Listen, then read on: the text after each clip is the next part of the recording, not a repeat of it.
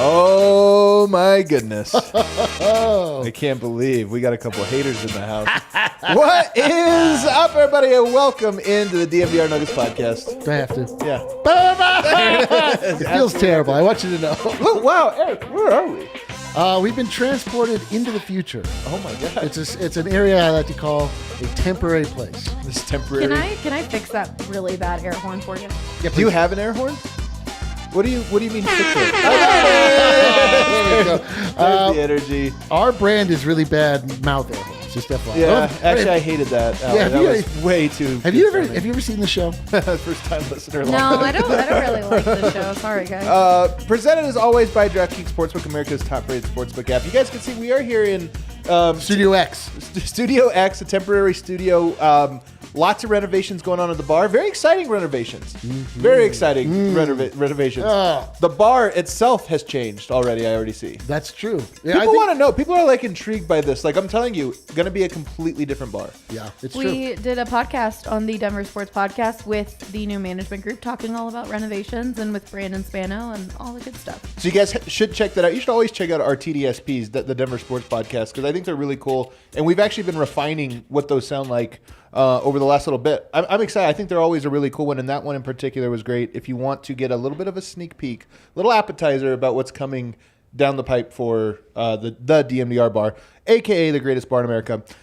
Today's show, guys, we're going to do a little bit of news and notes. There's some fun stuff that happened. The ESPYs happened. Neither of us watched it, but that doesn't mean we can't comment on it. That's true. I feel like most people feel that way about NBA basketball. That is true. We're going to analyze the ESPYs the way most analysts analyze the NBA. Didn't watch, but have a take. We're also going to talk about some other little news and notes. The 76ers are building an arena. I haven't even prepped you for this.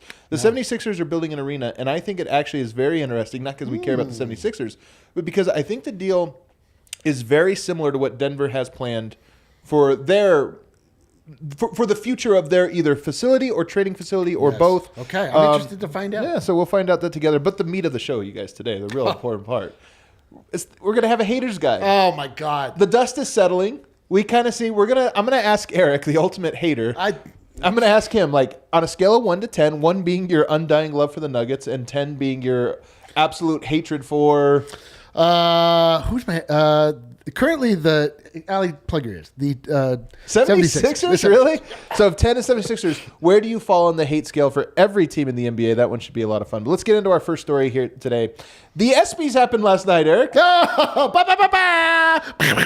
An award show for sports. I had no idea the ESPYs were happening until they were happening. Man, the weird thing about the ESPYs is that they give away things like Team of the Year and stuff. And it's like, that's like why you play the sport.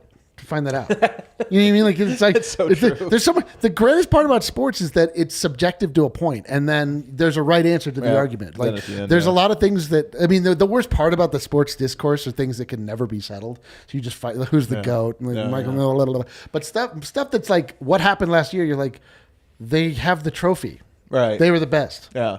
There's also the weird thing, and I think Peyton Manning ruined this for everyone, in that Peyton Manning is the extremely rare exception of an athlete who is actually a talented actor / host, comedian, deliverer of lines.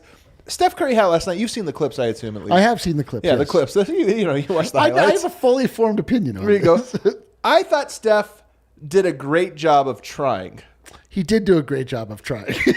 But, like, he just doesn't have it. You know, and I don't mean this as a rude thing about Steph. Like, Steph is incredible. He's charismatic in that he's not good at this. Yeah. Does that make sense? Yes, it is. I'd rather somebody that was good at it, but... Oh, the dilemma that is the award show in general. So true. This is difficult to break down. No one has solved it. The Oscars are the most heralded and the most watched of all the award shows, widely panned every single year. Everyone hates everything about it. They hate the host. They hate the musical acts. They hate the comedy. But so then when you in the world of sports, they want to keep it insular. They've done things where they had Norm Macdonald in the past do it, which was a complete disaster. Everyone hated it. Yeah. They don't know It how was to actually, do though, the most memorable. Easily the best. It was the best. Norm Macdonald, top comedian. He's number one to me. R.I.P. R.I.P., man. The thing about Norm Macdonald is that everybody hates everything he does in The President, and then later on look back and think about how amazing it was. What's great about him, Ricky Gervais had a little bit of this, but I just find him like significantly less lovable for whatever reason. Like even if you find him funny, you're just kind of like, yeah, but F you, you know. British. Yeah. But is that what it is? Yeah, he's not our asshole. Yeah, that's right. But Norm Macdonald, that's the thing is like all of the people that love and attend award shows are so self-important and self-reverent, and he's just like breaking all that. That's what made it so funny is he's like, no, I'm not laughing with you. Yes. No, you need to be taken down a peg because you're absolutely absurd. This is an industry that just awards itself. Like we don't award ourselves enough. Do you feel that way? I really feel like we don't. I want to treat I'd like to treat you later to Really? a Diet Coke and a handshake. You know, I love that. So Steph Curry last night, I thought he wasn't great at hosting it. But the people that wrote his joke still had some zingers. And here's what's funny. It's like the White House Correspondents' Dinner. Yes. It's a vestige from a time when maybe we actually got along a little bit better at things. Nowadays, if you watch it, it's like almost uncomfortable, right? It's just like roasting people. It really is like political points that could be like, I have a mic and I get to roast you now. You're right. Yeah, go ahead. Well, we've lost decorum. We've lost decorum. The problem is that now you're aware of everyone's actual thoughts all the time on everything. It's so true. We used to just have to. We all just assumed we agreed on everything, and then the internet confirmed for us that we actually don't agree on anything ever at all. So now, including ourselves, nothing from a year ago, doesn't matter. And so, like now, everything is just a fight to begin with because we just can't agree on anything. And then when you then go to that next level, it's even more uncomfortable. Yeah. Like we already know what you really think here. And that's what was funny about this is all of the jokes felt both like funny, like we're laying down the veil of like sports rivalries. And at the same time, we're not. So here's my real point about this. Steph Curry goes up there, somewhat funny, somewhat not. Jokes were good, delivery mediocre. He really roasted LeBron. He really roasted the Celtics. Like he pulled no punches. He got to roast the city of Los Angeles. Draymond Green went on there, by the way, and he roasted the Clippers. And I was thinking this, like the Clippers are really good. Yeah. And he's still roasting them. And I kind of kept thinking like, we don't live in LA, but we know everybody's like, it's a Lakers town, this or that, Clippers will never own it. It's weird to me that they're still talking about a good team that way. This is called punching up. You think they're punching up to the Clippers? Yes, because the Clippers are actually good. So the Warriors are the champs. But you can't. It's different to be like the Kings, the Magic. Yeah. If they made fun of the Kings, it'd be like, it'd be like so sad. But like the Clippers are like, all right, they have Kawhi. I didn't interpret it that way. I honestly interpreted it as this like, I see what you guys are doing, working really hard to make yourselves legit. You're not. And nothing you do. And I just thought it was, and the reason I thought it was funny is, look, some comedian wrote that joke for him, right? Like, I mean, we don't know how this works. But I still think there's something to, like, this is how players still view the Clippers. And for some reason, it'll never wash off of them. Until they win a championship. Then maybe it will. Although, I don't know. Man. I don't know either. I don't know either. LA is a funny place, isn't it, Adam? It is a funny place. Everybody moves to LA to be a big shot and a big time guy. And then the Lakers are a big time brand. So when you move there, you immediately associate yourself with them. But here's the part that this is why I said, like, okay, so you've got this, like, White House Correspondents where you're just roasting all of your rivals that you just recently had vanquished. You know who did not get roasted by Steph Curry? Jason Tatum. No, he got roasted for sure. Brendan Vogt. Nope. Kevin Durant, noted disgruntled superstar. Kevin Durant. Now putting on the tinfoil hat here. With this very strange. Very curious. Very funny monologue. Very funny monologue. That's so funny. But seriously, like, and here's the thing, Allie, you have a clip ready to go. Because this is you know this move, Eric. I know you know this move when you're like, I have a great joke, but I can't deliver it. Let's find some way. So here's the one way they make fun of Kevin Durant. Comes from our guy Peyton. When I hosted the ESPYs 5 years ago, I made a little quip about Kevin Durant wanting to play for a great team that made a lot of headlines. Feel free to use that one because it hasn't aged a day. That's true, but no. So this is what I love about that. He's roasting KD, but it's like, hey, man, it wasn't me. That was Peyton. He's like, I would never say that. Yeah, it's a classic move. I almost tipped my hat to Steph for it. Well, there's a lot of talented people involved in the production of the ESPYs. That's just true. not the people, obviously, that are deliver the lines or are part of the show. But tell me something or nothing that he avoided. Something. I mean, he roasted everyone. It's something. God damn it. It's something. You know how terrible it would be if Katie went back to the Warriors? the lamest thing that could possibly It happen. would be the lamest thing that ever happened in the history of sports. Unless the Nuggets beat that team, and everyone was like, LeBron beat the old Warriors, and then he would have had 2 or 3 more rings. But I love the idea that it's not enough for the Nuggets to just win anything. They have to vanquish most Mickey Mouse title where everyone's hurt. I'll take it. They have to vanquish the most. But if they did, but they would not. They probably wouldn't. But if they did, it would. But be if great. they did, yeah. Would Jokic only need 1 title to be considered the GOAT? Oh my God! Or could we at least argue that it is the GOAT title? Everybody would be like, LeBron's 2016, that one. Yeah, they didn't have KD. If you get them when they have KD. This wild and reckless speculation, this entirely false narrative that you're creating, I love it. It's a great one. It's a great one. I'm signing up for this 100%. Harrison Wind here in the comments saying Steph was fine. You guys are crazy. We've got a microphone and you don't. So you want to listen to every word we have to say, Harrison. Harrison, is he tainted by being in Los Angeles? Oh. Is this the problem? Is that he is Harrison's undisclosed location influencing his now I think it might more be. big market He's takes? Such a California guy right now. He's such a California guy.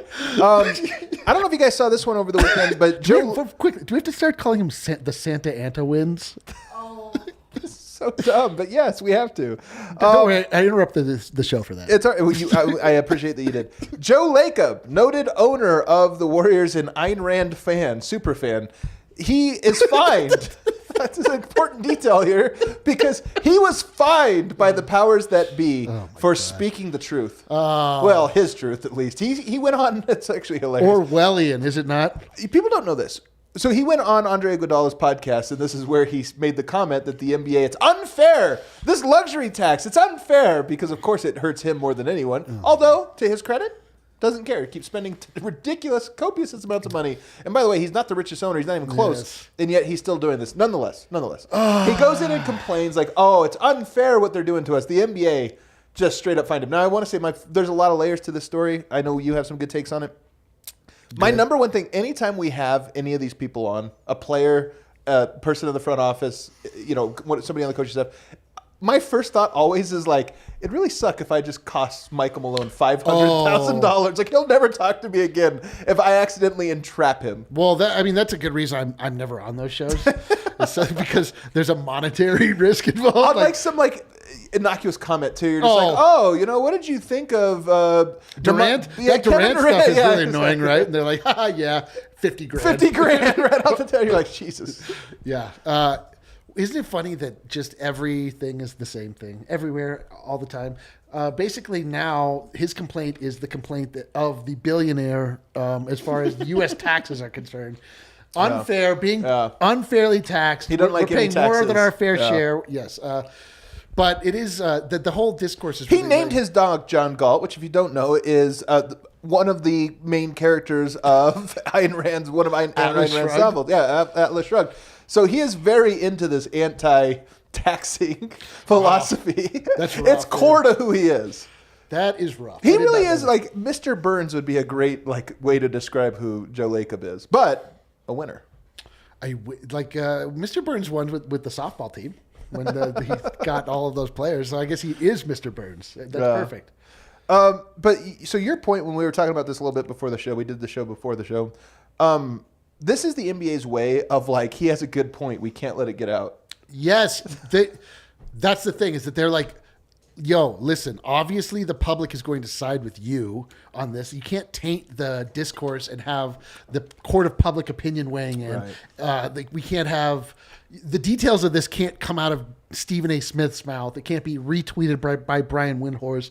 We can't have all of these people yelling and screaming about it. I mean, if you want to know what that looks like, it's the Comcast dispute here in Denver. You have just people trying to do their jobs that are being demonized and having to answer for all of these bizarre things they're not involved with. Anyway, so the NBA wants to squash any of that. You can't have any mention of it. It has to be completely behind closed doors, which makes it seem all the more nefarious and all the more involved with the Illuminati. It might be the Illuminati. For the record, I don't think he has a point that the luxury tax system is unfair, this or that. He's just making a point of look, I built a good team and now I'm going to keep it together. It's going to cost a lot. There's a road. The thing that sucks about the Nuggets is that they really did this the true slow way, and that they went through the draft. And one injury to Jamal Murray, it makes it so that the timeline, the Nuggets are going to have the 3 max contracts and all of this. And you're like, yeah, but this is when the window should open. If the Nuggets are good, the Nuggets are going to fill this way. Like Josh Kroenke's going to steal this line. Well, he won't now because he'll get fined. But he'll steal this line. Say the Nuggets win this year and they win next year, and they have to go to a 3rd repeater tax. And you're thinking, did they add any players? No. They just kept the players that they drafted, developed, and did all this stuff. And they're going to have this. Yeah. So he has this point in that the NBA has set it up so that you can only get so good before it becomes ridiculously expensive. Yes, because they want parity. They want parity because they're looking out for a league. He's looking out for an entity. Yes, he is.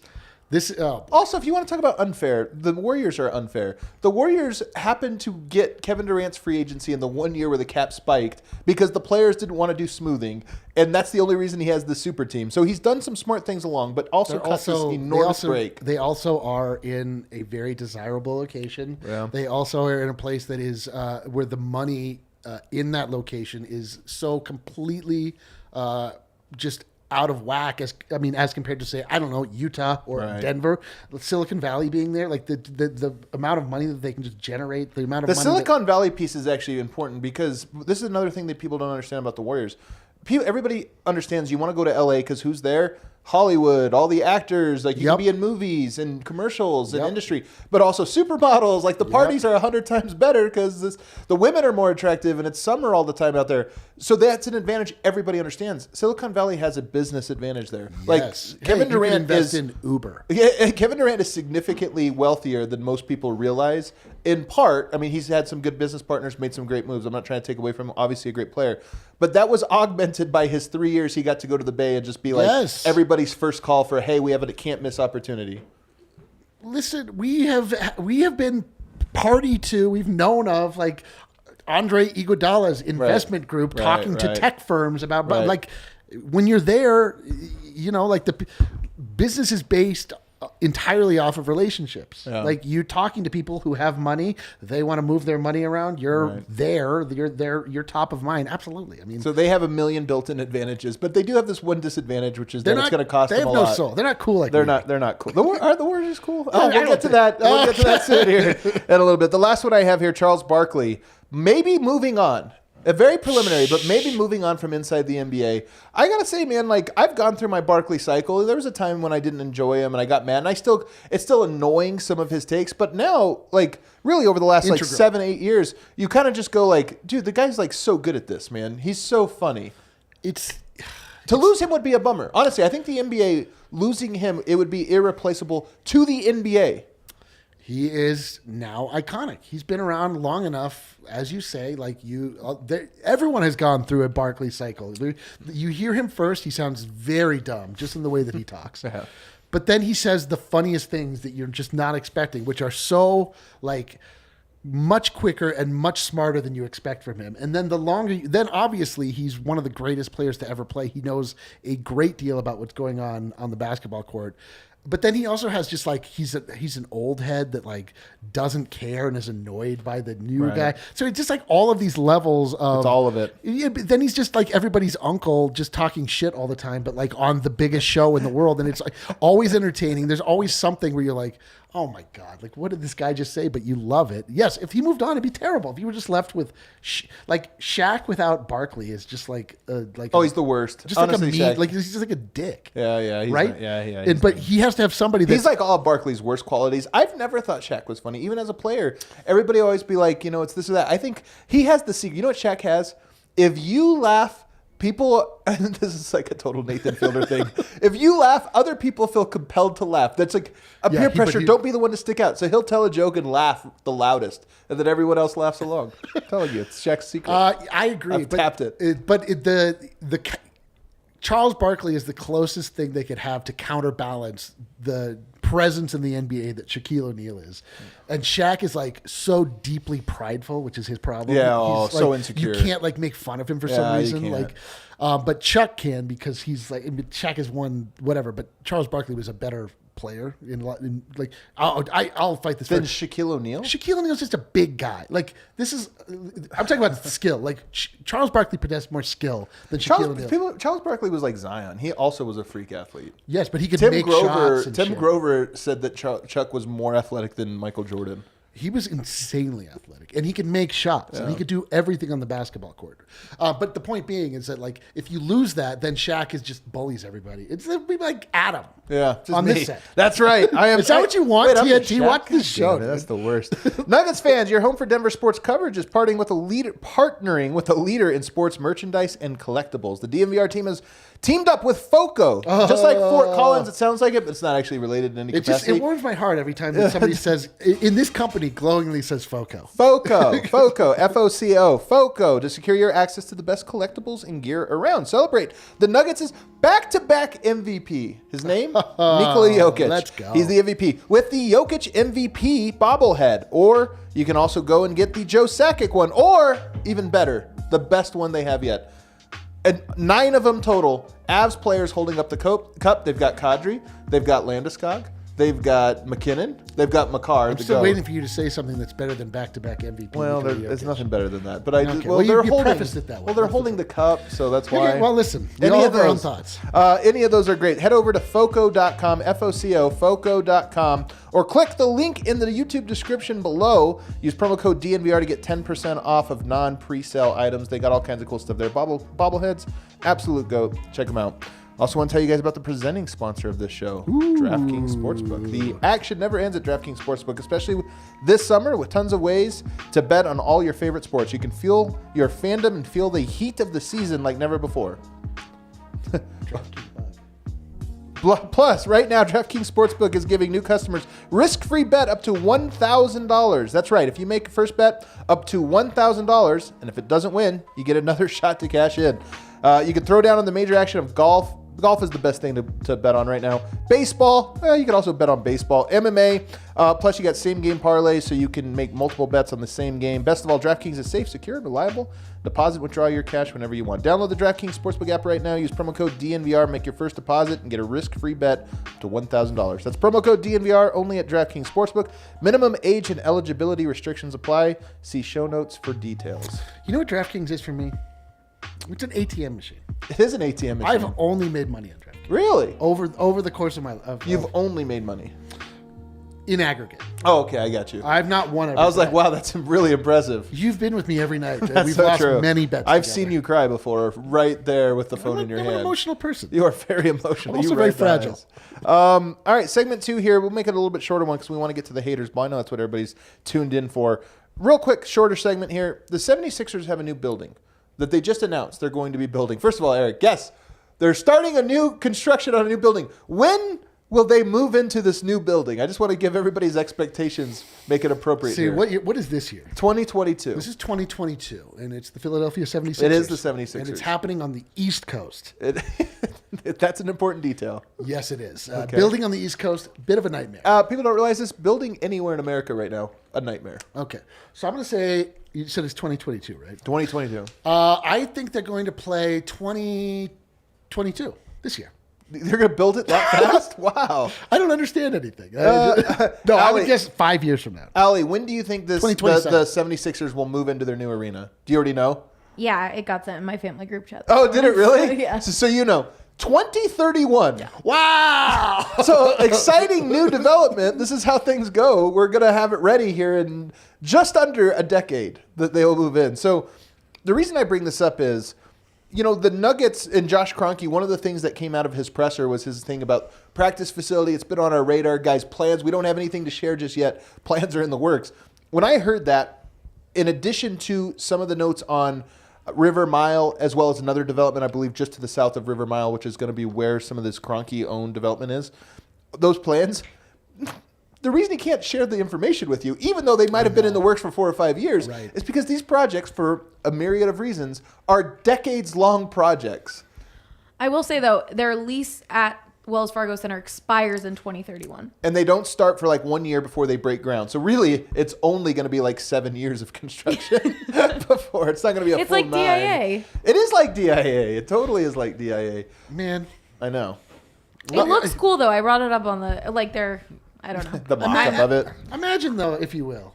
I Okay. just got back from Europe. Yeah, you did. Imagine if Twitter existed in the time of the Roman Empire. Ooh, yeah. And they were like, hey, we're breaking ground on a new Colosseum. This will be done in 100 years. There's a new cathedral we're building. It'll be done 3 generations from now. That's true. That's true. Yeah, see, you understand? That's a great perspective. Thank you. The pyramids took no short of 500 years to build. What if there was a tweet from Ramses when he was executed? It is taking forever? This is BS. This is something we talked about on the Denver Sports Podcast today about the Broncos probably getting a new stadium and it being outside of the city. Lame. This is right down in the middle of Yeah. the city, which I think most of us are more in favor for all around for every city. Of course. The Broncos moving out to the boonies, by the way, could make the Broncos lamer. Yeah. Like it could, if the Nuggets end up being right downtown and all of them, they have the whole district and everything else. You got McGregor Square, and then the Broncos are that team you have to drive past DIA to go to. Like the Broncos do become lamer. They do become So lamer. much I don't even want to consider that. It just takes away the ability for like the casual fan. It's Like, just I mean, obviously the Broncos don't need that because it'll still be sold out every game, but it just isn't as fun. I for- remember vividly the first time I ever drove to Denver from Fort Collins, and that when you're going on I-25 and you hit that bend and you drive right by what was then Mile High Stadium is now currently Sports Authority, even know, Invesca, yeah. No, whatever. it's not Invesca. But it's just like it's just Empower. There is a lot of power to it. Is there not? Oh Like my as you God. go around the bend, it's like This it's is so just. dumb. It's just I don't know. It's like cool and it gives there's soul. There's a soul to sports. Yeah. It's not just business people. You hear that Walmart family? Like it's not just business. Like there is something so cool about the heartbeat of the city happening in the stadium that like when I lived in Boston for a short time and there was a Red Sox Yankees game, that city was on fire. Literally. Also, but it was just like there were helicopters going around. Yeah. Like you just felt it. You felt a pulse of the palpable excitement throughout the city. And like even like when you're driving by the game at night and the lights are on, you can see the crowd. Like it's cool, man. Yeah. It like feels like something. It's unifying and like. Moving it way out, I mean, I don't know. Yeah. Also, by the way, like we've beat up on altitude a lot in the Cronkies specifically for this lockout, and I still like my default take is I don't care whose fault it is. Like Yeah, this it's should good happen, that and way. you guys own the team, so figure it out. But there is this level too of the Comcast angle of this, which is like I understand that you can squeeze this company out. Yes. But there's also like it's weird to say this. People are going to get mad in the comments for this. I'm more of a capitalist than like your average maybe 30-year-old or this or that. But I understand this idea of like you can have the right to try to make a profit off of whatever it is you're building, but you still have a responsibility to the people who consume your product. And this is what the thing about like if you're Comcast right now, their whole thing is yes, but we could get more or we could squeeze you. It's like you could, that's business. But the lines aren't always supply and demand. Sometimes it's like, is this the right thing? This is the problem: is that businesses and corporations are people as recognized by the tax laws. Right. But they're not people in that they don't have humanity. Right. They They don't. don't. They're not like.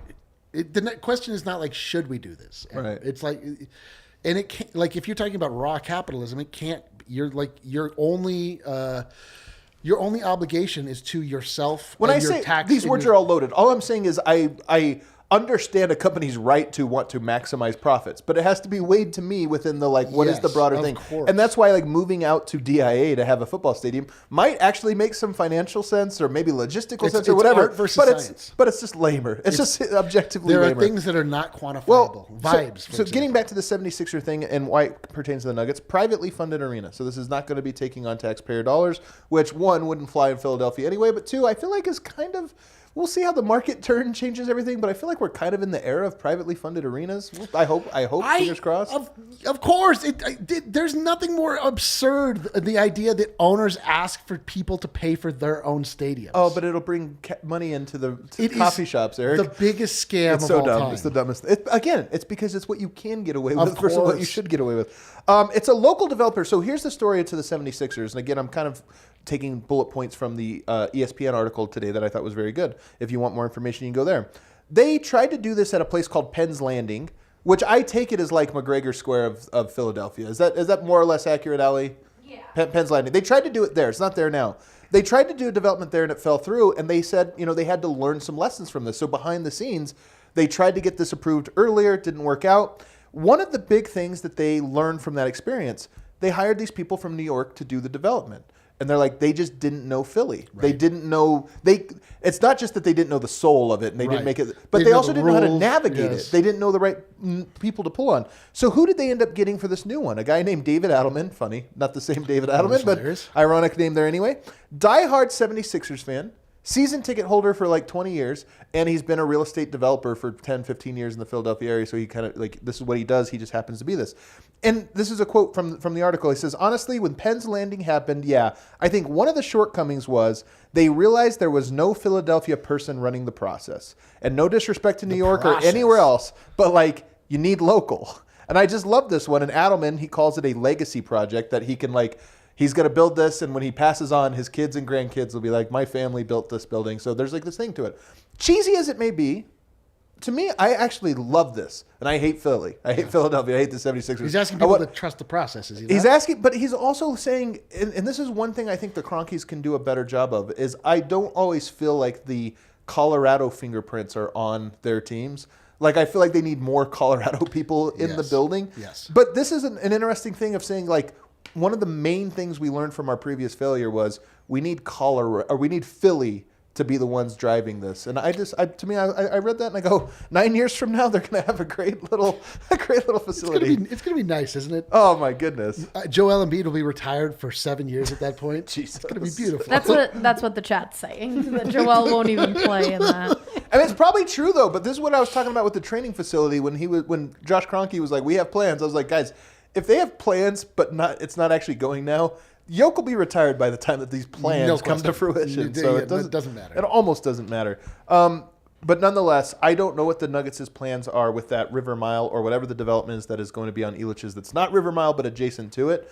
But I do hope that it is one of those things that is like, hey, there's a soul to this. Yes, you're going to maximize profits. You're going to do all this too. But I hope there is a soul to it. This comes up all the time in our world. It's just the difference between a sports franchise as a business and just another business as a business. The thing that is, anytime we end up talking about the Cronkies, it always comes up like, what is the actual obligation of the sports owner to the city that she is setting up their business in? Like, and it's deeper than any other business. It really is, because it provides so much identity to the city, so much identity to the people themselves. Right. And when this just is seen time and time again.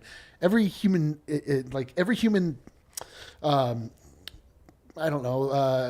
thing that they go after is all the same. Right. There's the idea, the core, and that at a certain point, because capitalism is the way that it is, and just our human society is the way that it is, everybody has to eat. Right. You have the creator and the consumer in capitalism, and then it's a stream that flows, and as many people can drink from that as possible.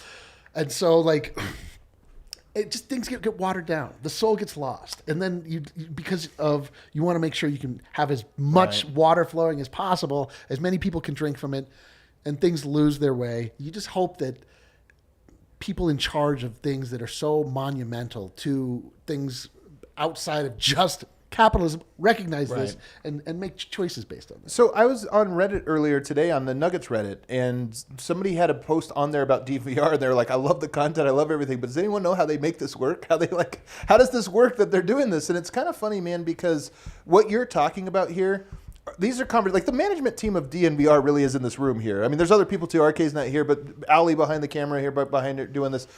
What's funny is I always hear people will talk that maybe they've heard something about Brandon Spano or this or that. Brandon Spano is the money of the team. Like, he doesn't even know what's going on with the company. I give him a report every month about like this, and he's like, oh, I had no idea what you're even doing. And then moves on. He just keeps moving on. His thing is he tries to be like, how do I make this profitable? How do I find investors? How do I find marketing? How do I sell? How do I scale? Yeah. Eric makes a shirt. How do I sell 10 times more than he would if he was just putting them out on Twitter or this or that? Like, everything, he's just maximizing it, and that's honestly the secret sauce to the company is. But the reason I bring it up is because what you're talking about, these conversations, when we expanded to PHNX and then Ultimate CHGO, we had people even we respect. We could see subtweeting us like, oh, I hope they don't lose their soul in doing this. Like, oh, this is classic. Now you go corporate and it's going to be diluted. we have an enormous amount of conversations about like the number one thing is we can't lose. This can't get diluted. And it's honestly like extremely stressful thing. So it's front of mind. But to your point, this is the point about we feel like obviously we have to make profits and pay people full salaries. We like to pay people. We like to pay people. This is probably the only place in town that doesn't have like somebody working for free or for exposure or something like that. But I do not get paid for this. Well, except for Eric. Eric's getting some great exposure right now. But that's the whole point is like for us, we are 100% focused on the soul of our company and 100% focused on the like profit of the company at the same time. And if they ever cross, it creates enormous conflict behind the scenes. I will also add that a big thing that we will always do, going back to what you guys were saying about keeping it Philly, keeping it Denver, is we will always hire the people of each city to represent that city. Like it's not, and that's what we talked about with PHNX Suns and everything like that. Like it wasn't Adam and Eric running that. We hired the people in Phoenix. We're just shitting on the Suns the entire time. We're like, here's a picture of Devin Booker for you idiots because he's such a. It says MVP. For that exact reason. He's not the MVP. It actually says not the MVP. Welcome to your new PHNX podcast about the stupid fucking Suns. We should do that. We should do a wacky. What's a Freaky Friday day where we just host like one day where we host the Suns show. Ooh, I like that. That would be funny. Don't tell anybody about it. Just like flip. They're like, who the hell are these guys? That would be good with all. That would teams. be a lot of fun to do for PHNX and not at all fun to have them do for DNVR. Oh yeah, because even in our meetings today, there's all these jokes, and that's something that I do love though, is that everyone can joke around, especially the Suns and Nuggets. I was not joking. I meant everything I said about how dumb the Suns are. All right, let's get to the haters guide, guys. One more break. Eric, will you stretch? Will you get loose here? Will you? Will you channel your hate? I'm warming up my haters cackle. Did you not hear Please, that? I heard it. I heard it. Guys, very loud. You guys heard about the American Raptors at Infinity Park. It's a rugby club composed of crossover athletes who ended their first season at 5-5. That's perfectly average. Listen. It's perfectly. Did they have a losing record? No, they did not. By the numbers? No, they did not. 5-5. Pretty great for former athletes coming together for the first time and putting their skills to the test. It actually is pretty badass. Can you imagine how badass it would be to be such a good athlete that you could go 500 in a sport you've never played? Like me, professionally. Me, a noted tennis player, could just cross over into the world of golf seamlessly. Okay. There you go. Athletes like Eric right here who are two-sport athletes. If you haven't heard, American Raptors, athlete, Rugby man. Town USA's newest rugby team. They're athletes who compete at the highest level of respective sports like football, basketball, baseball, wrestling, soccer, track and field, and skiing. And these guys have then converted themselves into being great rugby players. We also have Colton Strickler, who's got you covered for all things Raptors right here at DNVR, the DNVR Rugby Podcast. Hit that subscribe button, check them out. He even does some 101s type stuff where you can learn the game of American rugby. What is the difference? Well, we'll find out. We'll find out together on the show. So check all of that out. American Raptors. Also want to tell you guys about Athletic Greens. Actually, Eric, do you want to tell us about I would love to tell you about Athletic. You know, I started off my day-to-day out with some kale? Started off with some kale, a great number of adaptogens, as I've been told. Wow. I start off literally every day with a glass full of Athletic Greens. Can I see those nails? I put it in the same glass every day. Gosh, I wash it sometimes with this glass. Fill 8 ounces of cold water, 1 scoop of Athletic Greens that I pull from what almost looks like an urn, a Athletic Greens urn from my fridge. Open up 1 scoop. Mix it up with a knife because I'm not fancy. You're really giving us an inside look. I want people to understand how I start my day. You want to know something funny though about the stir? So you do knife, can't do it. Can't do it. Not only can I not do the knife, I can't do the little spoon. I do the big spoon for any type of stirring. Any stir. But why? Stirring. Why? Coffee and milk, coffee, a little creamer in there. Stir it. You have a stir policy. Big. I don't know because it mixes better. Oh, here's nothing worse than when you put coffee in and then you drink like a creamer and you're like, oh, it didn't. What if you're at a fancy restaurant and they give you a small spoon? Do you ask for a big spoon? How principled are you? I'm not that principled. Okay, we needed to know. We needed to know. But at home, big spoon every time. But anyway, the nice thing about Athletic Greens is that because they've somehow engineered such a space age level product, the powder itself is so fine. It mixes in right away. Have you noticed this? I have. Yeah, it is. It mixes in so it's so That very actually easy is to a mix very. in. It's funny you say that. You're right. Mix it in, I would no call it problem. dissolves, yeah. Drink it down, delicious. I mean, it put has an like ice cube in it and just shake it, and you it do? works. Yeah. has a nice tangy taste to it. it does. And you feel, I've said this before, you feel accomplished. Like you've done something. I'm like, might as well give myself a 5-minute break after there you taking go. my athletic greens. I love it. All right. Back here, third segment. I will say one other thing though the big spoon for the stir, mac and cheese, wooden spoon. Yeah. What? Listen, Because you know why you take the bite to make sure it tastes right. You know it's perfectly. On Listen. a wooden spoon, unbelievable. Listen. I'll eat the whole bowl with a wooden spoon. listen, I'll preface this by saying I'm not a child or a college student, so Yeah. I haven't eaten mac and cheese in 20 odd years. I eat mac and cheese once a week because I have daughters that eat it, and so of course I eat Child. it. You know, yeah, child. And yeah. They're children. Do you put We hot also have dog- meatballs. One of the meals they eat is just meatballs. like from Costco? Yeah, and then you put some marinara sauce. Did you on put it. it in the air fryer? No, we make it. Sheila has this whole way of doing The whole it. thing. All right. Yeah, I don't the want whole to step on that. Wooden spoon though. All right, the haters guide. Eric, you're known to hate all of the teams besides the Nuggets. bro, I'm more hate than man, You are more hate than man. which is not saying much. I'm barely man. So, but you would say you love the Nuggets, yes? I would say in the pantheon of things that I love in this world, the Nuggets are much higher than they should be. I'm including things like family. Oxygen, just food, water. Yeah. Yeah, they're well above that. Allie, can you do me a favor? Can you open up a doc? We might make this into a graphic. Can you open up a doc and just take notes here on what Eric ranks? These are Eric's rankings. I'm just here to go. Oh, man, Now, let's reverse this. I will say there are some teams that I have no feelings about. One, we should make one. Is one hate or love in your opinion on a scale of 1 to 10? Intuitively. You get less when you are hated. So, All you right, get so a one. One is so hate, 1 is 10 the is love. supreme hate. 10 would be love as much as you love the Denver Nuggets. I don't think any teams are going to get a 10.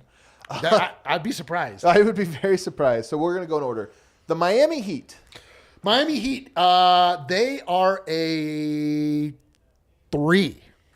I do not like the Miami Heat. Really? Over the last season, they showed to me You're right. Well, the Miami Heat. I view the Miami Heat as a team of perennial frontrunners, of players that value lifestyle over competition, but then somehow they always get to sort of like skate by. They got LeBron to come. They're always like kind That's of around. true. They're just like, they're sneaky LA. you know the thing though about the LeBron aspect of this is I feel like Miami kind of hates LeBron too, and so I kind of like them for that. Yeah, but the Markeith Morris. Markeith Morris. I mean, like this whole thing, like. But here's the other thing about the Miami Heat. Those players didn't exactly come to his defense. Like So- their comments and stuff were kind of like, "Hey man, we like you." Cut. So in your mind, you like the Miami Heat because they themselves don't like Markeith Morris. Here's the other part of this. There's so many teams I don't like in the East, and the Heat I like more than them. So I kind of like, Dude, they're my champion. You know what I mean? Like I need them to They're beat Lakers the ones I East. hate. They are Lakers East. All right, yours is a 3. 3. I would go more a 5. I'm more neutral on them. I don't All right, hate well, them. you know Can what? we clarify 10 is love? 10 is love. Okay. 10 is love. Because I'm giving my Chat love. just wants to know. Yeah, 10 is love. 1 is a supreme hate. I'm curious how the chat feels about them. People are They're people- feeling around the same. Yeah. man. People 3, don't. 4. Yeah, this is the people. I am the people. 4. All right. The Washington Wizards, coached by Wes Unseld, Oh, the featuring Washington- Monte Morris and Will Barton. Dude, the Washington- but also Kyle Kuzma. The Washington Wizards for me are a solid 5. They are a meh. They exist, and I know that they exist because we play them twice a year. They also have Kristaps, which kind of lowers the score Who a little cares, bit. dude? Getting mad about the Wizards just means that you have anger problems. I'm gonna give them a 6. It's like above average. Yeah, they have Because Wes you like Unseld. Wes Unseld. And I like Monte. I like Barton. I don't like that they keep trying to take our stuff. I think we're kind of giving them our stuff. I think Well, we are now, but they tried to take Conley. They did take Barton. Oh, that's they a good did take point. Morris. They did take get your own stuff, man. Their G League team is called the Go-Go. I think that's cool. Whatever. Does that do anything for you? Yeah, a little. You saw me giggle. I saw you giggle. The Toronto Raptors. This is, oh man, see, you keep serving me up things that give me these. So the Toronto Raptors. We're going Eastern Conference first, so it'll be a little Toronto easier. Raptors like another 5, a 6 maybe, but like they took Masai, but the other thing that Toronto You Raptors know what though? did, This is like Masai went to the Nuggets didn't treat him right. You know, like this is one of the. I don't care. I'm just saying, like the abusive boyfriend isn't like, she was right. This is more like your buddy lost a girl he should have never lost, but he learned from it. But I'm the buddy. I lost the girl. Well, hopefully you learned from it. I didn't learn anything. I keep losing my girls. You were a very selfish lover. Well, that's never going to change. I still want love. All right, what do you have here? They got Gary Trent Jr., Pascal Siakam, Nick Nurse. Nick Nurse is kind of cool. He's annoying. He's kind of annoying. He's such a douche. He's not. He just looks I like said one. a six. More positive than negative, but not great. So you said 6? 6. Here's the thing about the Raptors. Their fans are really annoying, man. Their fans are like Utah Jazz fans. You just said Canadians are annoying. They are, though. They're like the weird. Usually Canadians are great, but this is a weird example. I hope this is the one episode that Jamal misses. The one episode he misses. I hope so, too. I'm going to give them a 6, too. I'm going to give them a 6 as well. Right. Philadelphia 76ers. Oh, Let's go. Revel in your 2, you bastards. Oh, only a 2. All right, a 1. You guys suck. Philadelphia. Philadelphia is a team that and it's funny because They love the hate though, so they love that. This is actually, I'm feeding them. This is the greatest they've ever. It all started with Nikola Jokic and Joel Embiid. We know the story very well. The first time that Nikola Jokic was awarded first team All-NBA, Spike Eskin took note of Denver as a place to focus his ire upon. He started to talk about how... I gotta be honest, I'm on Spike's side on these ones, man. His trolls are so fun. They're like Nathan Fielder trolls, and everyone falls for him. No, but he's like talking about how well, maybe you're right. All of a sudden, I was gonna say he's not serious, but he is serious. He's But he is. But he picked Denver specifically. Anyway, they get a 1. Spike, that's your fault. It's not. Spike raises him up to a 1.1 for me. I actually like. Here's the thing, Joel Embiid.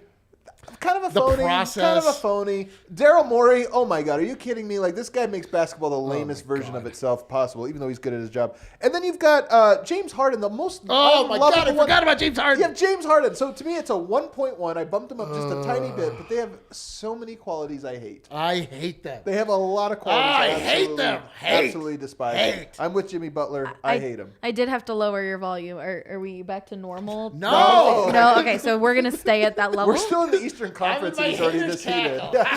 Anyone curious as to why it's so low? It's because they start yelling. All right, Orlando Magic. Oh, this is the funniest one. Where are you at on the Magic? Dude, the Magic are the most iconic 5 team of all time. That is the full meh of all. How again? If you are riled up about the Orlando Magic, you yourself have personal problems you should look into. The Magic, like if you asked everyone to name every NBA team, I feel like the Magic would They'd forget. They'd be top. They'd be one of the last 5 names every time, 100% of the time. The Nuggets also. The Nuggets might also be there. They've got Bol Bol. They've got R.J. Hampton. They've got. They have Gary Harris still or no? Did he go somewhere else? I think he's still with. I think he's just like a free agent. No, I think he went there. I think he re-signed there. So they got some ex-Nuggets. Are we talking about all You're stuff, right, man? 5. I don't care. I You're know, right. I right? don't even care. Tell Like I love 5, dude. somehow I'm higher on the Monte than I am Gary Harris. This is weird. It is weird. The New York Knicks. New York Knicks, iconic franchise, play supposedly in the Mecca of basketball, even though the Mecca of basketball somehow produces the worst basketball the country is able to watch. They are comically always in their way. They have the worst owner in basketball. They can't ever get their act together. They took Melo from us, but they gave us a much better package in return. They were wounded much more than we were by that trade. I'm going to give the New York Knicks a 6. I like them as a franchise. I like their brand. I'm going to give them a 5, and it's weird because like the thing about them is I just don't care about them. It's wild that they're like a team I should hate. That's what I mean. Like, if they ever get good, I'll hate them. I don't have basketball feelings about them, but they are a cool brand. I pity them so much. I pity them so much. Oh, New York. All right. The Milwaukee Bucks. Milwaukee Bucks, kind of unhateable, right? Kind of unhateable. Unless you live in Philadelphia, which we've just learned is the most hateable place. So their opinion notwithstanding, the Milwaukee Bucks, I'm going to give a 7 to an 8 to. I love Giannis. I'm an 8 as well. This is going to be my highest non-Nuggets ranking. And it's not even like I root for them. Like if the Bucks are playing, I don't actually go. But they are. I said Miami is one of these teams I'm hoping. Milwaukee's the ultimate team to me where I'm like, you guys got to do it. You got to fend off all the other teams. You got to beat Brooklyn. You got to beat. They 76ers. vanquished the Suns They did on that our for us. behalf. Giannis is just so low. He's the most lovable player in the NBA outside of Jokic. So If you hate Giannis, yeah, you have problems. We don't like what it. this is turning out is that this is just a litmus test for your own personality. Of If course you're a it bad is. person. It's called our podcast. Does that mean I'm a bad person? Yes, Allie's a bad person. Well, Can I Alex, solved. You cracked the code. Wait. Could I get a reminder of the Knicks? Knicks were 6. Okay. 6 Knicks. You talked a lot of negative, so I thought it would be Knicks, lower. 6. Okay. He pities them. The Atlanta Hawks. The Atlanta Hawks. 5. Keep it moving. Who cares? Nothing to say. Nothing. The one thing I'll say about Atlanta is I think it's a really cool city. They have I cool don't think branding. so. They have cool people there. They have I cool don't think people I there. disagree on both counts. You don't think Atlanta's a cool city? I hate Atlanta. Really? I despise Atlanta. as a Well, city. I went there for like 2 days and had a great time. So maybe I'm not that I intimately went familiar to with it. the I thought it was Martin great. Luther King Jr. Memorial, the Eternal Flame. It was out. I was like, this sums up Atlanta. This is perfect. Well, there you go. I'm giving them a 5. I don't really care about them. Me too, but they have bad uniforms. They've made terrible decisions. They suck, but I don't care enough. Man, we're going to give a lot of 5s. I'm going to give a 4. You know what? They're below. I don't. They're like below. Indiana Pacers. them. Indiana Pacers 4. Again. 6. Wait, what? Talk changing. I'd be from 4 to a 6. That's Well, a big because jump. I'm hovering around the middle. There's a lot of teams that I feel like very neutral on. They're one of these, but I'm trying to differentiate. Do I feel more positively neutral or more negatively neutral? I feel more positive about the Pacers because I find them to be deeply inoffensive. Me too. I'm going to give them a 6 for that same reason. The Cleveland Cavaliers. I mean, you just feel bad for the Cleveland Cavaliers. Really? Yes, they had that LeBron stint, and everything else has just been unmitigated disaster, total garbage. When I was a kid, were like, when I first started collecting basketball cards, you got like a Cleveland Cavalier. You were like, oh my God, this sucks. But then they had that whole LeBron thing. But that, like now it's like, who are they? Like, I mean, I hate Colin Sexton's haircut. You know this. Yeah, I hate it. Their owner is horrible. I can't stand him. I think he's a really bad owner. Not that you should put this all on it, but Dan Gilbert is like one of my bottom 5. Remember when he wrote owners? that thing about? Oh, he's the worst. He's the absolute worst. Plus, also like You know what? I'm a 4. talk about like bad capitalism. He's like one of the worst of them. 4. And then on top of that, I think Cleveland is just like a less interesting Philly in terms of like the people there. They're just as like abrasive and shitty, but they're there's a difference. less interesting. The thing about people in the Midwest is that they're self-loathing. Yeah. And the thing about the people on the East Coast is that they are so deeply self-loathing that it turns outward. Cavs are a 4 to me. Cavs are a 4. Boston Celtics. Oh, this is polarizing because I did live in Boston, as I mentioned earlier on this podcast, and I had a positive time there. I enjoyed my time. The Celtics were not good when I was there, so I never had to try to decide what side of the fence I was on. I love their branding. I love the floor. I love the lore. I'm going to give them a... Ooh, this is tough. I'm going to give them a 3. Wow. I'm going to give them a 2. If they won it, I'd be so mad. But I wouldn't be as mad as like some of these teams we'll get to, but I don't like Boston. Boston is a great place, but it's filled with horrible people. But not even horrible people, just horrible sports fans. And they're not even horrible sports fans. They're great sports fans. But they are great because they're so deeply antagonistic. Because the element that they live in is they live in a world that is trying to kill them at all times. Yeah. The weather in Boston is not habitable. Right. Habitable. Yeah. Habitable. We're working on it. It's bizarre. Like when I was there, I was like, this is where you wanted to land first, huh? Pilgrims? Could have gone down Just a little bit. You like, notice it's getting warmer as we go down here. There's like This was your first trip. You're like, here we are. It's the shittiest place. Brooklyn Nets. Oh man, Brooklyn Nets. Like their branding, like the team, like the concept, like Brooklyn, like it being an underdog, even though it's a super big market team. Have Kevin Durant, have Kyrie Irving, both bad. I'm going to give them a 4 because they should be lower, but they fell over themselves so It's this year. deliciously. This year's Nets. Okay. Like, This year's Nets? Oh, Yeah. fuck. Yeah, 3. I'll give them 2. They're tied with Boston for me. They can't win. They Yeah, can't win. Like, it would be the worst. I would be so mad if they won. The only reason they're not a 1 for me is I don't think they will win. So it's like, if I thought they were going to win, I would probably be at a 1 with them. I hate this team. They're soulless. They do have cool You're branding. right. You know what? You're dragging me down, and I couldn't be happier. I'm sorry. So are you Brooke. switching yours, 2. Eric? Okay. Give me a 2 on Do Brooklyn. you just want to go 1, 2? Yes, let's make it a 1. Okay. You're going to make it a 1? No, let's make it a 2. A 2. Chicago Bulls. This one's a funny one for me. Okay. I don't find them hateable. I kind of like them. Arturis is there. I pull for Arturis. I root for him. I don't know why. Yeah. He didn't even talk to us I in love Vegas, the that a-hole. branding. Arturis, what the hell? He was on the phone. Now I have more positive feelings about Chicago because we're involved there. Love Chicago. We're Love biased. Chicago. Want Me to talk too. about a good city. We're biased now. Isn't that disgusting? You're not- not I'm biased not- about Phoenix. though. I'm We're gonna say- not biased. We're informed. Oh, okay. I'm going to go a 7. I was going to go 7 I'm too. gonna I go can't go up to the Milwaukee Wow. Giannis zone. The chat is saying 7 too. Dude, I'm telling you, I That's love all right. Chicago, and they're just so non-threatening. Like, I'm rooting for them. They're a little engine that could, you know? Yeah, the 4th biggest center of commerce in the country. True. I am showing the YouTube chat the ranking so far. Cavs. What was it again, Eric? Oh, 5. Okay. He doesn't care about I it. had Adam on there, but not. Yeah, I was a little lower on him. Charlotte Hornets. Are they in the Orlando Magic zone? They're in the Orlando Magic zone, except for now I actually kind of like them, but the Miles Bridges thing very troubling. Well, if it means anything to you, it almost certainly will never play basketball again. But I liked him Well, As a player. You thought you did. Yeah. as a player. Yeah. Yes, I thought I liked him.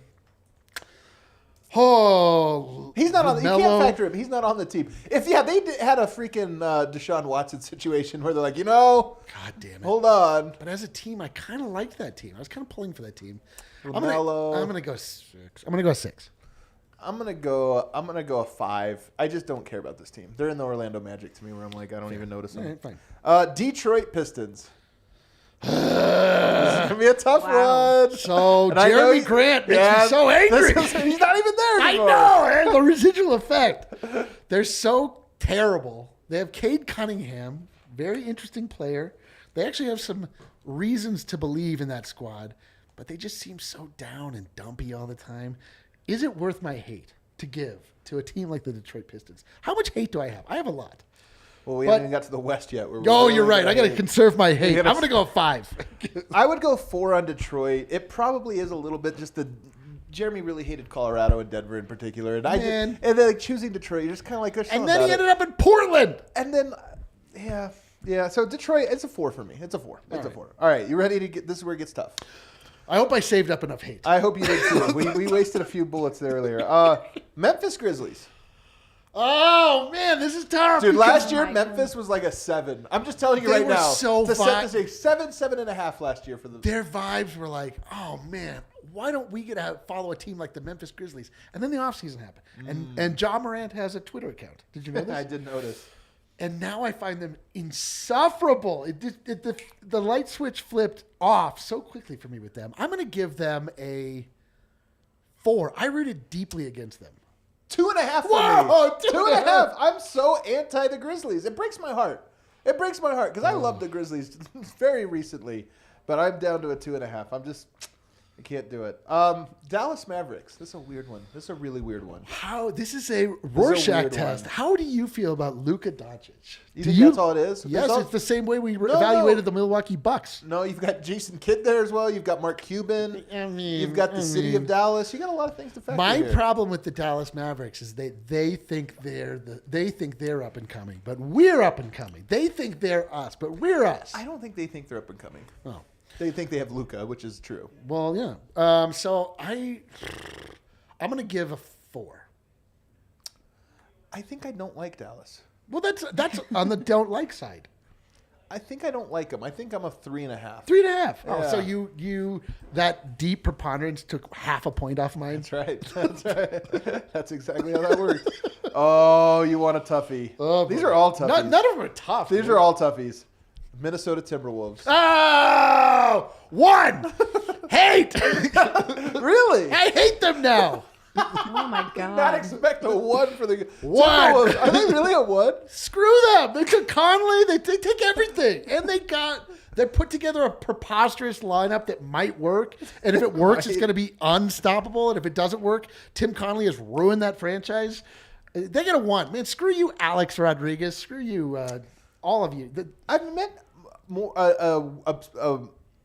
surprising amount of broy Timberwolves fans. Like, Really? I wouldn't sort of describe Minneapolis like I don't know it that well. I had a great time. I really enjoyed it there. Really loved their like downtown nightlife. But there's a lot of bros in my experience. Really? Yeah, a lot of broy Timberwolves fans that I meet online that would remind you of a Philly fan, you know? Really? Yeah. You A seem to be Midwestern. reminded by Philly fans all across Everywhere this you great look. nation. They did take Tim Conley. They do have Karl-Anthony Towns, who's one of my least favorite players The in all worst. of the NBA. But they also have Anthony Edwards, who's one of my favorite players in all of the NBA. Okay, but he's not our player. I'm going to go 3. Three? I'm gonna go 3. They're in the Okay. division. I kind of hate them. I kind of don't like them. New Orleans Pelicans. New Orleans Pelicans, I have positive feelings about a lot of Really? their players. Uh-huh. I like Brandon Ingram. Okay. I'm on record as saying this. That's a wild one to me. I like Brandon Ingram's I game. don't really like his game. I know. We fight about this all the time. I like him. Zion Williamson, very hard to hate because he hasn't done enough to really put a bad imprint on my brain. I'm going to give them a 6. Really? A 6. I like New Orleans. I like my buddy Christian. I want him to have a good I don't team. like him at all. I want him to have a good team.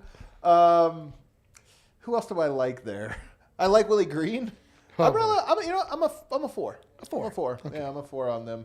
So I actually don't like him as much as you might think. Oh, here's a fun one. The Golden State Warriors. Oh my God, this is terrible.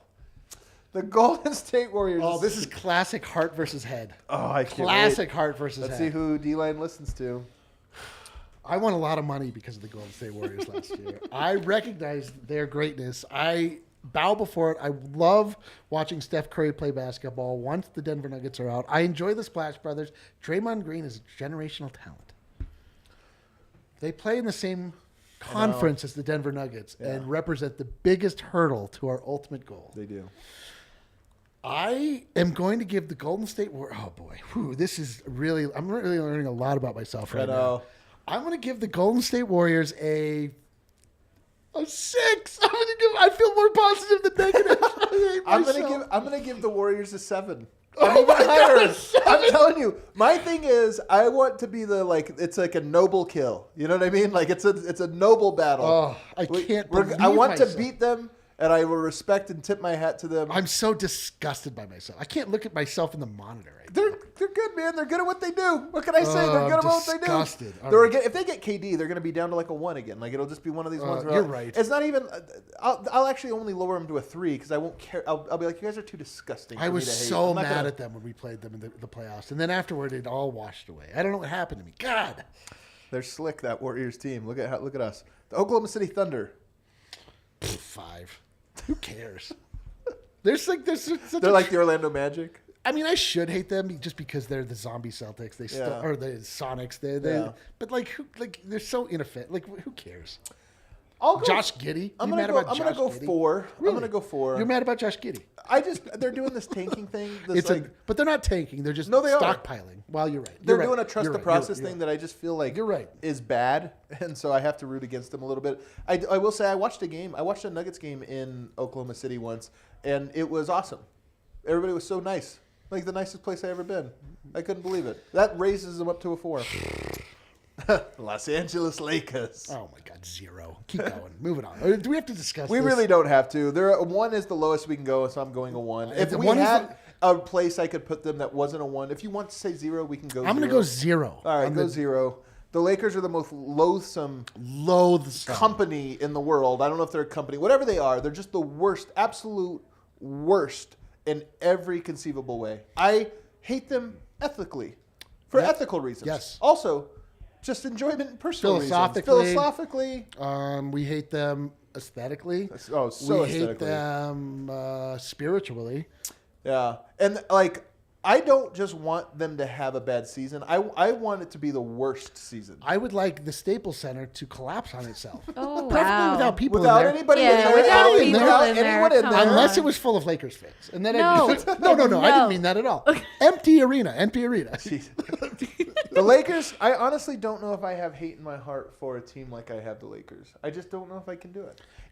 The Lakers could trade their entire roster with the Orlando Magic, and then I would hate the Lakers It still. could trade all of its roster with the Denver Nuggets. and I'd Yeah, hate them exactly. still. So true. It's actually true. It's I'd weird, be like, but it is true. Jokic is a fraud. He can't play defense. Oh my God, I would totally become the anti-Jokic guy. Oh, that'd be the It worst. just looks bad. It's not sexy. Yeah. All the dumbest arguments. They're the worst that they can possibly be with anything. All right, the Clippers. The Clippers. Two for the Clippers. Why? They're an LA team. That starts you off at a 2. That does set you off. And then they're They're like, like all the vanity of the Lakers with none of the like. but they also, as we mentioned earlier on the show, they get clowned by everybody. So They there's really something do. about that that's like endearing. Nah. But they're 2. One of my takes I'm most confident in is that I hate Steve Ballmer and I think he's bad. Like Steve Ballmer, he's spending money and this or that. I have long said that he acts the way he does, and everyone's like, "Oh, he's an eccentric." You know, look at this guy. I'm telling you, he read a book once in his youth that said people will respect you more and work harder if you're weird, if you're wacky. Oh. And so he's constantly pretending to be wacky, like he's acting like he Has doesn't know anyone how to seen clap. my shoes? Yeah, but really, he's just a complete and total a-hole, and he's like only putting on a part.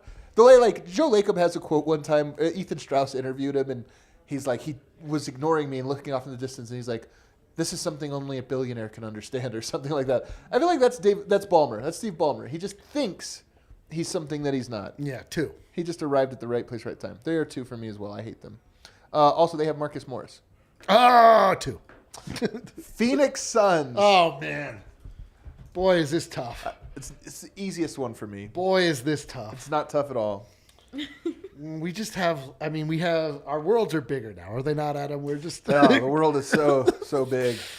Phoenix Suns will receive the score of a 1 from D-Light. D-Light gives the Phoenix Suns a 1. Phoenix Suns, newcomers, showed up to the party late, acting like they'd been there the whole time. Over exuberant, barking like dogs, making fools of themselves, dancing all over the place, getting ousted in the playoffs in such a delicious fashion that I kind of makes me like them because they got so humiliated that it lifted me up to a 1. They're a 1.1 for me. I just 1.1. I can't put anybody with the Lakers. They have to be there. But I'm with you on all other ways. I hate them. I'm so bummed that they brought Ayton back. I hope it's disastrous. I hope they missed the playoffs. We said this before. Like, it's so disgusting that they were forced to make the right move. No, it is. Actually, the brightest timeline for me this year is that the Nuggets do sweep the Suns in the playoffs. I don't know if it's possible. The Suns are still a good team, but there is just if Murray just averages 40 points for the series. We were on a call earlier where there was a joke made about if we had Jamal Murray, would we have done better? That came up today. You know what? Suns, 0. 0 for the Suns. Really? He's moving it down. No, 1. So 1.1 for me. Portland Trailblazers. Ooh, this is a good one. How long does hate last, Eric? Wow. I think If hate is real, it lasts forever. Yeah.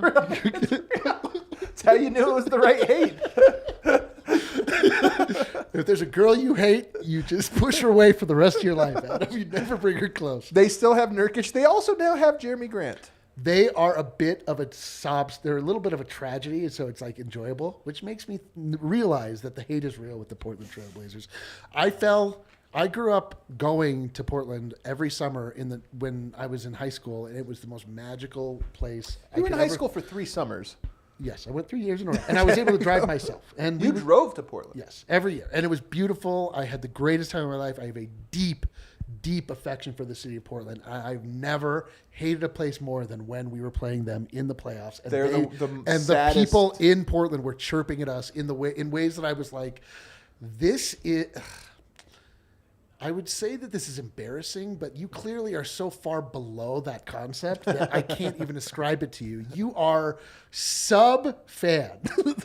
It really was. They really were really bad. Like I too liked Portland. I too liked like everybody there, but writers, analysts, personalities, fans, like whatever. Players. They were just like unbelievably sad and lame. All they were trying to say that we were racist. They pulled out every trick single card. every trick in the Twitter. Oh, I used to like Jokic. I didn't know he was such a dirty player. Look how dirty he is out here. Hold on, Stay sassy, Denver. Oh my God, they were getting set. I forgot about that. I'm losing my mind over here. So bad. Portland Trailblazers received the highly coveted rating of a 1 from They Vila. got a 1? A 1. There'll be a 2 for me.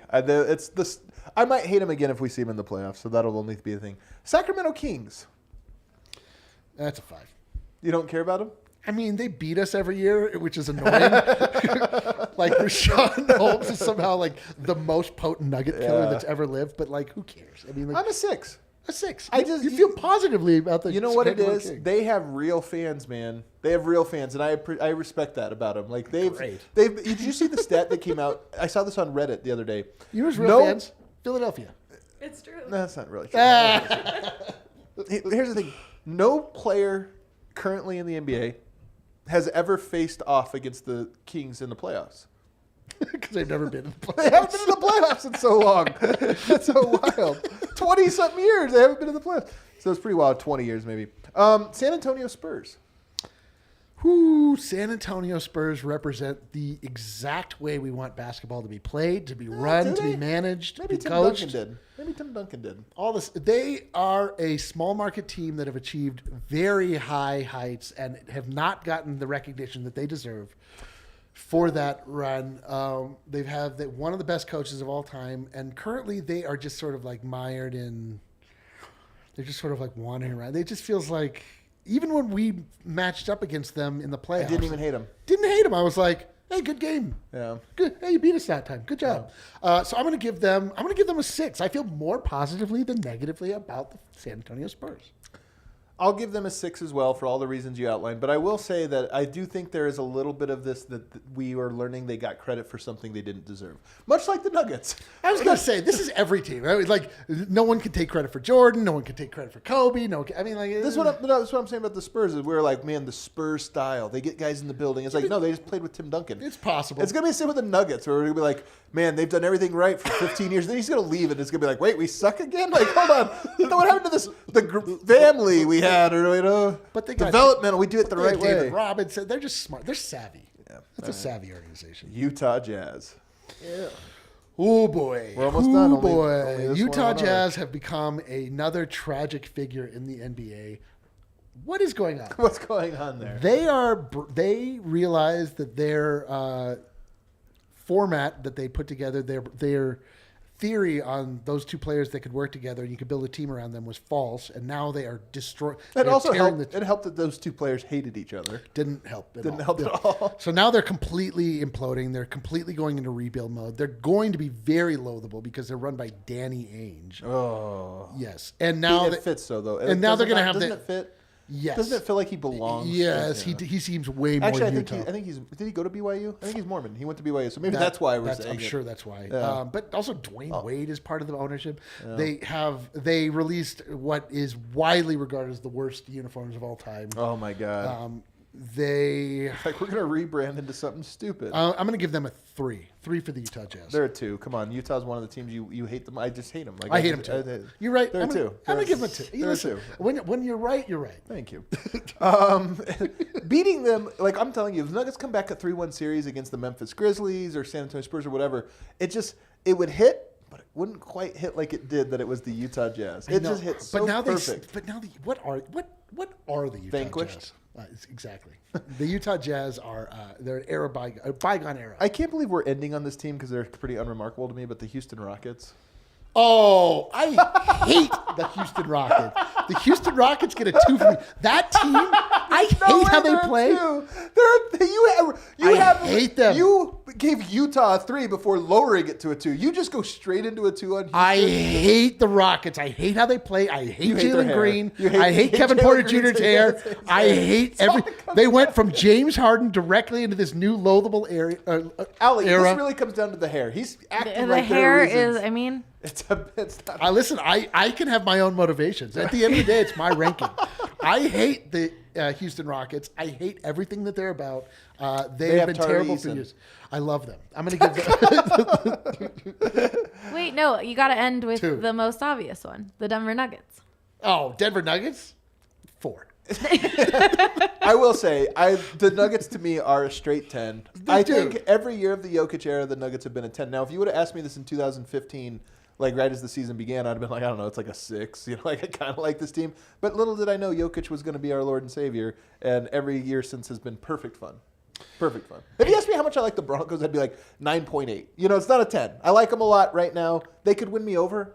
Oh, yeah. No, I mean, The Rockies are like a 4. The Avs got to be up The there. Avs are way up there. I love the Avs. You Chris. had a Avs are great like, I did, first but I'm experience still with like the a game. 9.5 on the Avs. I love them. I'm just saying, like, where's my level of emotional? They don't speak to your soul. I do love the Avs, though. I have to say, I do really, truly love this Avs team. Yeah, but I definitely connect with this But you Avs don't team. love hockey. That's what it is. Yes. Whereas with So the that Nuggets, docks the 5. so it knocks it just a little 0.5, bit. And yeah. with the Nuggets, like I'm telling you, it really is a 10. There's no part of me that is like, I just don't like this. I'm like, no, I love it. I love the story of the Denver Nuggets. I love that they're downtrodden all the time, but now they have the greatest player ever. It's really dope. But we're still like completely under the radar. We never get any respect at all. We have the perfect opportunity. We have an opportunity to deliver a Rocky style uppercut to the league. To just everybody is just like completely counted them out. Like if you're paying attention a little bit, people are like, Nuggets might be a little frisky this year, but like the Nuggets have the chance to just blow the doors off of the NBA, and I love that so much. It's just like that underdog. You don't believe in me. I'm about to show you. I love where they're positioned right now. Me too. You're right, dude. Did you see, by the way, somebody tweeted this out, but there was somebody that did the, who are your top 5 players in the NBA? Entire panel. None of them had Yoke. None of them. I'm just sitting here like, this is the best, man. Like, honest to God, like, this is the best. Back-to-back MVP. All the players are coming back, and everyone's like, I think the Nuggets are the same team. They'll be no better despite having their roster about healthy. Exactly. And That's what I mean. You're just like, they're going to be like, where'd this Nuggets team where'd they come from, Yeah. man? We haven't seen this. You're like, what's remember when they going went to the Western Conference Finals before they lost 2 of their most impactful players? Remember that? It's so fun. Eric, this was fun, dude. Yes. I do. I highlighted for everyone to see the most hated. Okay. And surprisingly, there's 5. Okay. There's 5 most hated. All right. What are they? And what I'm surprised about is I truly thought the way you act, Eric, that the Sixers were your least favorite. They're not? But No, the it's the Lakers. The one, Yeah, it's the the one Lakers. category is the 76ers, the Suns, the Trailblazers, Yep. and the Checks. Timberwolves. Yep. The 0, of course, the Lakers. Yeah, Yeah. that sounds right. Yeah, I'm actually surprised how much I hate the Timberwolves. I am too. I'm surprised that they made the list. I'm not backing off of it. I I'm think doubling we're all down. going to hate him, though. Like Rudy Gobert and Karl-Anthony Towns are supremely We are going hateable. to hate D'Angelo them. Russell, very hateable. They are going to absorb all of the Utah hate because Utah is going to be gutless, punchless. They've got a little bit of Memphis Grizzlies vibe to them too. Like they're going to be talking so much shit this year. All right, guys. I hope you guys enjoyed this haters guide to the season. The haters guide. Shouts to Allie for producing for us. Everybody, shouts to following along. All the people in the chat that were sharing your numbers. Throw us a like on the way out. Throw us a rating and review on iTunes or on Apple Podcasts. We always appreciate those. And we'll see everybody tomorrow.